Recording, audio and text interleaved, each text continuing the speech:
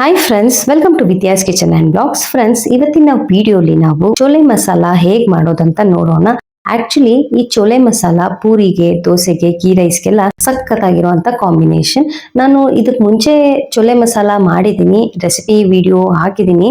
But ಈ recipe ಸ್ವಲ್ಪ different ಆಗಿದೆ, ಟೇಸ್ಟ್ ಕೂಡ ಡಿಫ್ರೆಂಟ್ ಆಗಿದೆ ಅಂಡ್ ಇದರಲ್ಲಿ ಸೀಕ್ರೆಟ್ ಇಂಗ್ರೀಡಿಯೆಂಟ್ ಇದೆ. ಅದೇನು ಅಂತ ನಾನು ರೆಸಿಪಿ ಮಾಡ್ಬೇಕಾದ್ರೆ ಹೇಳ್ತೀನಿ. ಸೊ ಇಷ್ಟ ಚೆನ್ನಾಗಿ ಕಲರ್ಫುಲ್ ಆಗಿ ಕಾಣ್ತಿರುವಂತ ಚೋಲೆ ಮಸಾಲ ಟೇಸ್ಟಿಯಲ್ಲೂ ಕೂಡ ತುಂಬಾ ಸಕ್ಕತ್ತಾಗಿರುತ್ತೆ. ಸೊ ತಡ ಯಾಕೆ, ಲೆಟ್ಸ್ ಗೆಟ್ ಸ್ಟಾರ್ಟೆಡ್.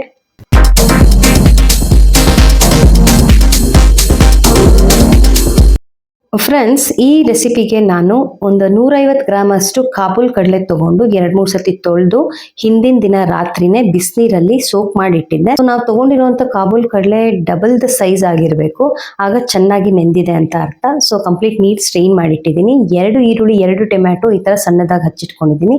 ಜೊತೆಗೆ ಪಲಾವ್ ಮಸಾಲ ತಗೊಂಡಿದ್ದೀನಿ. ನಿಮ್ಗೆ ಯಾವ್ದು ಇಷ್ಟ ಆಗುತ್ತೋ ನೀವು ಹಾಕೋಬಹುದು. ಮೇನ್ ಇಂಗ್ರೀಡಿಯೆಂಟ್ ಇಲ್ಲಿ ಶಾಯಿ ಜೀರಾ ತಗೊಂಡಿದ್ದೀನಿ 3 ಟೀ ಸ್ಪೂನ್ ಅಷ್ಟು, ಹಾಗೆ ಜೀರಿಗೆ 2 ಟೀ ಸ್ಪೂನ್ ಅಷ್ಟು, ಜೊತೆಗೆ ಶುಂಠಿ ಬೆಳ್ಳುಳ್ಳಿ ಪೇಸ್ಟ್ 1 ಟೇಬಲ್ ಸ್ಪೂನ್ ಅಷ್ಟು ತಗೊಂಡಿದ್ದೀನಿ. ಮತ್ತೆ ಸ್ವಲ್ಪ ಕೊತ್ತಂಬರಿ ಸೊಪ್ಪು, ಹಾಗೆ 3-4 ಹಸಿಮೆಣಸಿನಕಾಯಿ ತಗೊಂಡಿದ್ದೀನಿ. ಇದ್ರಲ್ಲಿ ಮೇನ್ ಇಂಗ್ರೀಡಿಯೆಂಟ್ ಬಂದೆ ಶಾಯಿ ಜೀರಾ. ಸೊ ಅದ್ರ ಫ್ಲೇವರೇ ಡಿಫ್ರೆಂಟ್ ಆಗಿರುತ್ತೆ. ಈಗ 2 ಟೇಬಲ್ ಸ್ಪೂನ್ ಅಷ್ಟು ಎಣ್ಣೆ, 2 ಟೇಬಲ್ ಸ್ಪೂನ್ ಅಷ್ಟು ಬೆಣ್ಣೆ ತಗೊಂಡಿದ್ದೀನಿ. ಸ್ವಲ್ಪ ಟ್ಯಾಂಗಿ ಫ್ಲೇವರ್ ಕೊಡೋದಕ್ಕೆ ನಾನಿಲ್ಲಿ ಪಿಂಚ್ ಆಫ್ ಶುಗರ್ ತಗೊಂಡಿದ್ದೀನಿ, ಅಂದ್ರೆ 1 ಟೀ ಸ್ಪೂನ್ ಅಷ್ಟು ಸಕ್ಕರೆ ತಗೊಂಡಿದ್ದೀನಿ. ಈ ರೆಸಿಪಿಲಿ 2 ಇಂಗ್ರೀಡಿಯೆಂಟ್ಸ್, ಒಂದು ಶಾಯಿ ಜೀರಾ ಮತ್ತೆ ಶುಗರ್, ಡಿಫ್ರೆಂಟ್ ಟೇಸ್ಟ್ ಕೊಡುವಂತದ್ದು ಸೀಕ್ರೆಟ್ ಇಂಗ್ರೀಡಿಯೆಂಟ್ ಅಂತಾನೆ ಹೇಳ್ಬೋದು. ಹಾಗೆ ಸ್ವಲ್ಪ ನೀರ್ ತಗೊಂಡಿದ್ದೀನಿ, 1 ಗ್ಲಾಸ್ ಅಷ್ಟು ತಗೊಂಡಿದ್ದೀನಿ. ಮತ್ತೆ ನಾನಿಲ್ಲಿ 2 ಟೀ ಸ್ಪೂನ್ ಅಷ್ಟು ಗಸಗಸೆ, ಹಾಗೆ ಒಂದು 15 ಗೋಡಂಬಿ ಒಂದು 20 ನಿಮಿಷದ ಮುಂಚೆ ನೆನ್ಸಿಟ್ಟಿದ್ದೀನಿ. ಸೊ ದಟ್ ನಾವು ಎಷ್ಟು ನೆನ್ಸಿಡ್ತೀವೋ ಪೇಸ್ಟ್ ಮಾಡಿದಾಗ ಅಷ್ಟೇ ಸಾಫ್ಟ್ ಅಂಡ್ ಕ್ರೀಮಿ ಟೆಕ್ಸ್ಚರ್ ಬರುತ್ತೆ. ಹಾಗಾಗಿ ರೆಸಿಪಿ ಸ್ಟಾರ್ಟ್ ಮಾಡಕ್ ಮುಂಚೆ ಇವೆಲ್ಲ ನೆನ್ಸಿಟ್ಟಿದ್ದೆ. ಈಗ ನಾನು ಕಸೂರಿ ಮೇಥಿ ತಗೊಂಡಿದ್ದೀನಿ 1 ಟೇಬಲ್ ಸ್ಪೂನ್ ಅಷ್ಟು, ಜೊತೆಗೆ 1 ಟೇಬಲ್ ಸ್ಪೂನ್ ಅಷ್ಟು ಧನಿಯಾ ಪುಡಿ, 2 ಟೀ ಸ್ಪೂನ್ ಅಷ್ಟು ಗರಂ ಮಸಾಲ, ಹಾಗೆ 2 ಟೀ ಸ್ಪೂನ್ ಅಷ್ಟು ಅರಿಶಿನ ತಗೊಂಡಿದ್ದೀನಿ. ಚಿಲ್ಲಿ ಪೌಡರ್ 2-3 ಟೀ ಸ್ಪೂನ್ ಅಷ್ಟು, ಜೊತೆಗೆ ಚೋಲೆ ಮಸಾಲ 1 ಟೇಬಲ್ ಸ್ಪೂನ್ ಅಷ್ಟು ತಗೊಂಡಿದ್ದೀನಿ. ಚೋಲೆ ಮಸಾಲಲ್ಲಿ ನಿಮಗೆ ತುಂಬಾ ವೆರೈಟೀಸ್ ಸಿಗುತ್ತೆ. ಸೊ ಹಾಗಾಗಿ ನೀವು ನಿಮ್ಗೆ ಇಷ್ಟ ಆಗಿರುವಂತ ಬ್ರ್ಯಾಂಡ್ ಸೆಲೆಕ್ಟ್ ಮಾಡ್ಕೊಳ್ಳಿ. ಅಂಡ್ ನಾನು ರುಚಿಗೆ ತಕ್ಕಷ್ಟು ಇಲ್ಲಿ ಪಿಂಕ್ ಸಾಲ್ಟ್ ತಗೊಂಡಿದ್ದೀನಿ. ಈಗ ರೆಸಿಪಿ ಸ್ಟಾರ್ಟ್ ಮಾಡೋಣ. ಫಸ್ಟ್ ಒಂದು ಪಾನ್ ಇಡೋಣ. ಅದ್ ಕಾದ ನಂತರ ನಾವು ತಗೊಂಡಿರುವಂತ ಎಣ್ಣೆ ಮತ್ತೆ ಬಟರ್ ನಾನಿಲ್ಲಿ 1 ಟೇಬಲ್ ಸ್ಪೂನ್ ಅಷ್ಟು ಮಾತ್ರ ಹಾಕ್ತಾ ಇದ್ದೀನಿ, ಇನ್ನೊಂದು ಟೇಬಲ್ ಸ್ಪೂನ್ ಅಷ್ಟು ಇಟ್ಕೊಂಡಿದ್ದೀನಿ. ಹಾಗೆ ಈಗ ಬಟರ್ ಕಂಪ್ಲೀಟ್ ಆಗಿ ಎಣ್ಣೆಲಿ ಕರಗದ ಮೇಲೆ ನಾವು ತಗೊಂಡಿರುವಂತ ಪಲಾವ್ ಮಸಾಲ ಹಾಕ್ತಾ ಇದ್ದೀನಿ. ಇಲ್ಲಿ ನೀವು ಪಲಾವ್ ಮಸಾಲ ನಿಮ್ಗೆ ಇಷ್ಟ ಆಗಿರುವಂತದ್ದು ಇನ್ನೂ ಆಡ್ ಮಾಡ್ಕೋಬಹುದು. 1 ನಿಮಿಷ ನಾವು ಇದನ್ನ ಸಾಟೆ ಮಾಡ್ಕೊಂಡ್ಮೇಲೆ ಈರುಳ್ಳಿ ತಗೊಂಡಿದ್ನಲ್ಲ ಅದನ್ನ ಹಾಕ್ತಾ ಇದ್ದೀನಿ. ಈರುಳ್ಳಿ ಟ್ರಾನ್ಸ್ಪರೆಂಟ್ ಆಗೋವರೆಗೂ ನಾವು ಫ್ರೈ ಮಾಡ್ಕೋಬೇಕು. ಈರುಳ್ಳಿನ ಗೋಲ್ಡನ್ ಬ್ರೌನ್ ಆಗಿ ರೋಸ್ಟ್ ಮಾಡೋ ಅಗತ್ಯ ಇಲ್ಲ, ಜಸ್ಟ್ ಟ್ರಾನ್ಸ್ಪರೆಂಟ್ ಆದ್ರೆ ಸಾಕು. ಈಗ ಹಸಿಮೆಣಸಿನಕಾಯಿ ಹಾಕಿ 1 ನಿಮಿಷ ಫ್ರೈ ಮಾಡ್ಕೊಳ್ಬೇಕು. ನಾನು ಈ ಸೀಕ್ರೆಟ್ ಇಂಗ್ರೀಡಿಯೆಂಟ್ ಈ ಶಾಯಿ ಜೀರಾ ಅಂತ ಏನ್ ಹೇಳಿದ್ದೆ, ಅದು ಹಾಕಿರೋದ್ರಿಂದ ಒಳ್ಳೆ ಫ್ಲೇವರ್ ಬರ್ತಾ ಇದೆ, ಅರೋಮಾ ಅಂತಾರಲ್ಲ ಅದು. ಅಲ್ಲೇ ನಾವು ತಗೊಂಡಿರುವಂತ ಶುಂಠಿ ಬೆಳ್ಳುಳ್ಳಿ ಪೇಸ್ಟ್ ಹಾಕ್ತಾ ಇದ್ದೀನಿ. ಇದನ್ನು ಅಷ್ಟೇ 1 ನಿಮಿಷ ನೀವು ಫ್ರೈ ಮಾಡ್ಕೊಳ್ಳಿ. ಶುಂಠಿ ಬೆಳ್ಳುಳ್ಳಿ ಪೇಸ್ಟ್ ಹಸಿ ವಾಸನೆ ಹೋದ್ಮೇಲೆ ನಾವು ನೆಕ್ಸ್ಟ್ ಇಂಗ್ರೀಡಿಯೆಂಟ್ ಆಡ್ ಮಾಡ್ಕೋಬೇಕು. ಈಗ ನಾನು ಈ ಕಾಬೂಲ್ ಕಡಲೆ ಅಥವಾ ಚೆನ್ನ ಏನ್ ನಾವು ರಾತ್ರಿ ನೆನ್ಸಿಟ್ಟಿದ್ವಿ, ಆ ನೀರು ಕಂಪ್ಲೀಟ್ ಆಗಿ ಡ್ರೈನ್ ಮಾಡಿ ಹಾಕ್ತಾ ಇದ್ದೀನಿ. ನೋಡಿ, ಇದು ಕಂಪ್ಲೀಟ್ ಆಗಿ ಎಣ್ಣೆಲೆ ಫ್ರೈ ಆಗ್ಬೇಕು, ಹಾಗಾಗಿ 1 ಚೂರು ನೀರ್ ಇರಬಾರ್ದು. ಎಷ್ಟಾಗುತ್ತೋ ಅಷ್ಟು ನೀರ್ ನೀವು ಡ್ರೈನ್ ಮಾಡ್ಕೋಬೇಕು. ಈಗ ಚೆನ್ನಾಗಿ ಮಿಕ್ಸ್ ಮಾಡಿ 2-3 ನಿಮಿಷ ನಾವು ಹೈ ಫ್ಲೇಮ್ ಅಲ್ಲೇ ಫ್ರೈ ಮಾಡ್ಕೋಬೇಕು.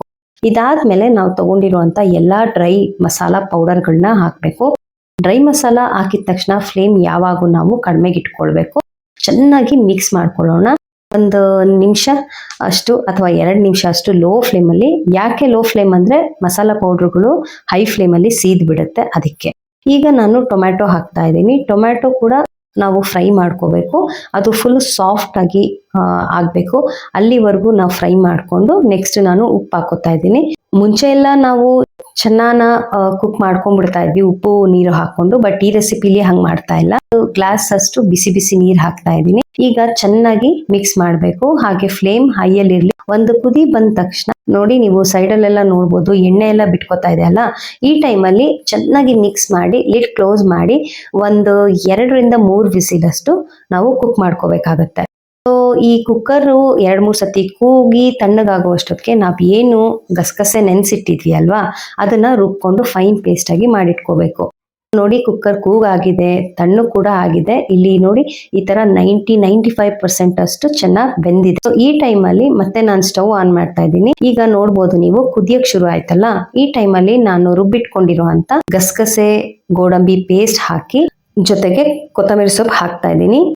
ಈಗ ನಾನು ಉಳಿಸಿಟ್ಟಿದ್ದಂತ 1 ಟೇಬಲ್ ಸ್ಪೂನ್ ಬಟರ್ ಏನಿತ್ತು ಅದನ್ನ ಹಾಕ್ತಾ ಇದ್ದೀನಿ. ಚೆನ್ನಾಗಿ ಮಿಕ್ಸ್ ಮಾಡ್ಕೋಬೇಕು.